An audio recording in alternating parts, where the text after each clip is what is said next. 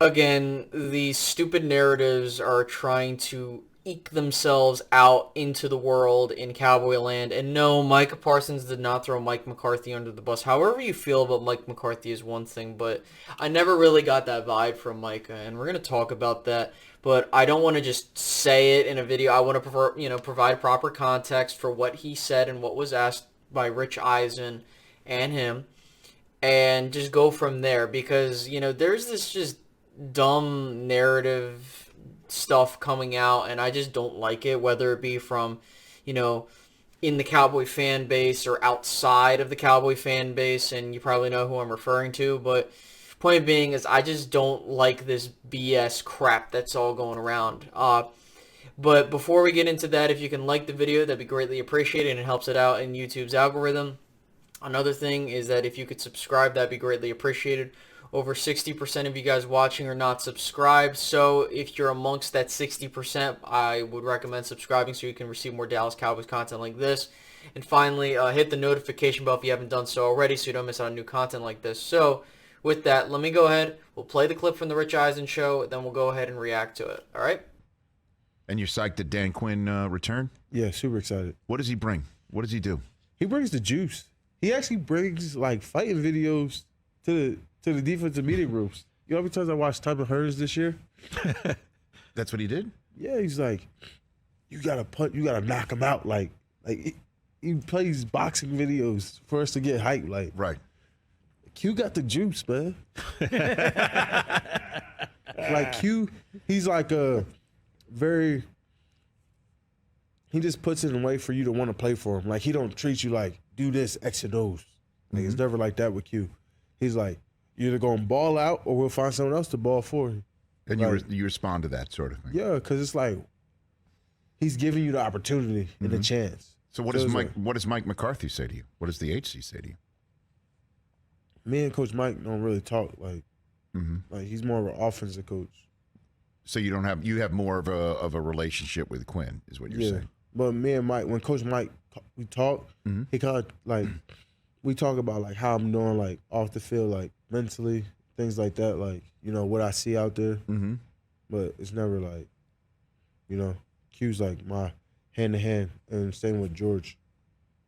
And so the stuff off the field, he's talking about what, like life in general, you're saying? To make sure that everything's... Yeah. Because I imagine, again, that's got to be a big jump for you to go from no football, like college, no football, then the NFL.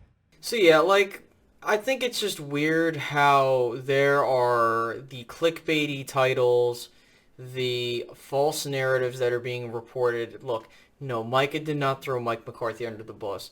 It's like a similar relationship that you would have at work when you have like a district manager come in who manages a lot of other stores and stuff like that. Like, you don't talk to them that much, and if you talk to them, it's probably about work or some one-off thing about life. Like, they're not going to do this in-depth how to help you do your job type of thing. They might say one thing here or there. But again, like, that's just kind of the way to compare it.